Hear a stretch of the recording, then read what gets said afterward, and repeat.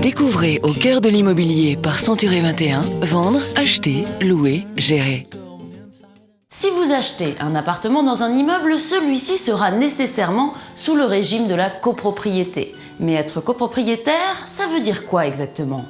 Anne nous raconte son histoire.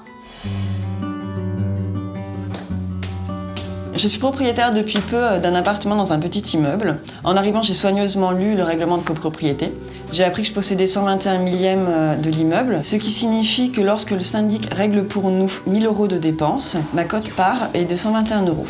Maintenant, pour tous les frais engagés pour l'immeuble, je sais à quoi m'en tenir. Et oui, être copropriétaire, c'est détenir une petite partie d'un grand tout.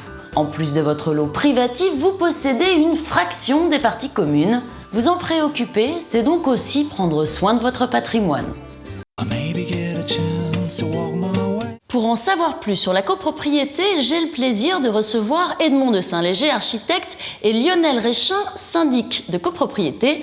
Lionel, bonjour. Bonjour. Alors, première question, à quoi sert une assemblée générale? L'assemblée générale est le moment le plus important de la vie d'une copropriété. Les copropriétaires réunis en assemblée décident des orientations à donner dans les années à venir dans tous les domaines, que ce soit l'élection du syndic jusqu'aux travaux ou aux litiges les plus complexes. Mais est-ce que je suis obligée d'assister à cette assemblée générale? La loi n'oblige en rien à votre présence. Toutefois, si vous ne voulez pas que d'autres prennent des décisions à votre place, l'assemblée générale reste le seul moment pour donner de la valeur à votre avis et pour participer activement aux décisions de la copropriété. De surcroît, en cas d'empêchement, il vous est toujours possible de confier un pouvoir à un autre copropriétaire. Alors Edmond de Saint-Léger, vous êtes architecte, je le disais.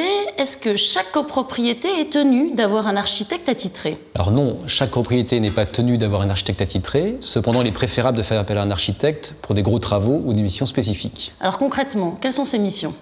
Plusieurs types de missions. Tout d'abord, assez classiquement, un diagnostic de l'état du bâtiment, puis des missions d'études et de suivi de chantier, avec la réception des ouvrages et la levée éventuelle des réserves.